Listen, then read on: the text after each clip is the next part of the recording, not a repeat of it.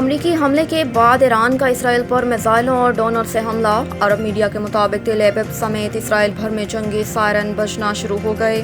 فضائی دفاعی نظام فعال کر دیا گیا۔ خبر ایجنسی کے مطابق اسرائیلی شہر حیفا پر متعدد ایرانی میزائل گرنے کی اطلاعات۔ تل ابیب میں بھی متعدد دھماکوں کی آوازیں سنی گئیں۔ اسرائیل میڈیا کے مطابق ایران کے تازہ میزائل حملوں سے اسرائیل کے مختلف حصوں میں نقصانات ہوئے۔ ایرانی میڈیا کے مطابق ایرانی پاسداران انقلاب نے اتوار کی صبح اسرائیل پر جوابی میزائل اور ڈرون حملوں کی ایک نیا سلسلہ شروع کیا۔ پاسداران انقلاب کے ترجمان کے مطابق حیفا اور تل ابیب میں اسرائیل کے 14 اسٹریٹجک اہداف کو نشانہ بنایا گیا۔ ترجمان کے مطابق یہ حملے اب تک کے سب سے کامیاب حملوں میں سے ایک ہے۔ ترجمان پاسداران انقلاب کا کہنا ہے کہ حیفا میں طویل فاصلے تک مار کرنے والے قادر ایف میزائلوں سے حملہ کیا گیا۔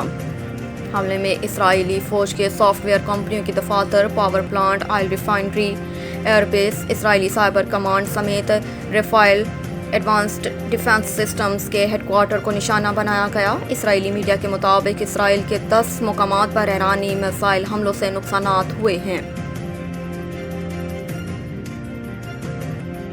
ٹرمپ کہتے ہیں اب یا تو امن ہوگا یا پھر ایران کے لیے سانحہ ہوگا۔ واشنگٹن میں خطاب کرتے ہوئے صدر ٹرمپ نے کہا کہ ایران کی فوردو، نتنز اور اصفہان کی جوہری تنصیبات کو نشانہ بنایا گیا۔ امریکہ کا مقصد ایران کی جوہری افروزگی کی صلاحیت کو ختم کرنا تھا اور ایران کی تنصیبات ختم کر دی گئی۔ امریکی صدر نے کہا کہ آج رات کے اہداف سب سے مشکل تھے، بہت سے اہداف رہ گئے، امن نہ ہوا تو درستگی کے ساتھ دیگر اہداف کے پیچھے جائیں گے۔ صدر ٹرمپ نے کہا کہ ایران کو اب امن قائم کرنا چاہیے۔ امن قائم نہ کرنے کی صورت میں مستقبل کے حملے بہت زیادہ شدید ہوں گے اور اب یا تو امن ہوگا یا پھر ایران کے لیے سانحہ ہوگا۔ امریکی صدر کا کہنا تھا کہ دہشت گردی کی دنیا کی نمبر 1 ریاست کی طرف سے لاحق جوہری خطرے کو روکنا تھا۔ آج دنیا کو بتا سکتا ہوں کہ فضائی حملے شاندار فوجی کامیابی ہے۔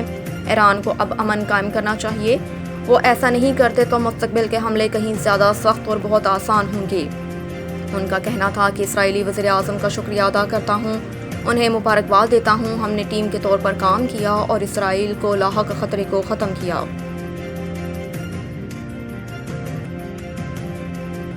ایرانی حکام کے مطابق امریکی حملے سے قبل ہی جوہری تنصیبات کو خالی کرا لیا تھا۔ تہران میں ایرانی حکام کا کہنا ہے کہ امریکی حملے سے قبل ہی جوہری تنصیبات کو خالی کروا لیا گیا تھا۔ ایرانی جوہری تنصیبات پر ہونے والے حملے کے بعد ایک ایرانی عہدیدار نے اپنے بیان میں کہا کہ دشمن کے فضائی حملوں میں فردو جوہری سائٹ کو نشانہ بنایا گیا اور اصفہان اور نتنز جوہری سائٹس کے قریب بھی حملے کیے گئے۔ ایرانی عہدیدار نے کہا کہ امریکی حملے سے پہلے جوہری تنصیبات کو خالی کرایا گیا تھا اور نشانہ بنائے گئے سائٹس میں کوئی مواد نہیں تھا جو اخراج کا باعث بنے۔ واضح رہے کہ امریکی صدر ٹرمپ نے اب سے کچھ دیر قبل اعلان کیا تھا کہ امریکہ نے ایران کی ایٹمی تنصیبات پر حملہ کیا ہے۔ جہاد کا اعلان صرف ریاست کر سکتی ہے، کسی فرد یا گروہ کو یہ اختیار حاصل نہیں۔ D G I S P R lieutenant general Ahmad Sharif Chaudhry نے کراچی میں مختلف مذاہب اور سماجی حلقوں سے تعلق رکھنے والے افراد سے ملاقات اور تبادلہ خیال کیا۔ آئی ایس پی آر کی جاری کردہ اعلامیے کے مطابق مختلف مذاہب اور سماجی حلقوں نے D G I S P R کا والہانہ خیر مقدم کیا، ان سے بھرپور اظہار یکجہتی کیا۔ اس موقع پر گفتگو کرتے ہوئے ترجمان پاک فوج نے کہا کہ پاکستان میں تمام مذاہب کے ماننے والے برابر کے شہری ہیں۔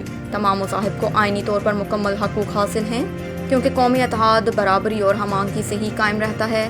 لیفٹیننٹ جنرل احمد شریف چودھری نے کہا کہ بھارت پاکستان میں دہشت گردی کی پشت پناہی کر رہا ہے۔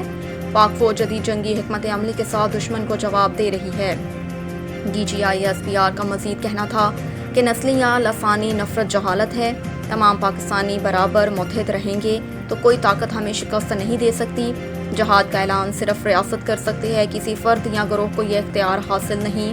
ملاقات کے دوران مختلف مذاہب اور سماجی طبقات کے نمائندوں نے D G I S P R کے ساتھ ملاقات کو قابل قدر قرار دیا، ان کا شکریہ ادا کیا اور اس خواہش کا اظہار کیا کہ آئندہ بھی اس نوعیت کی نشستیں جاری رہنی چاہیے۔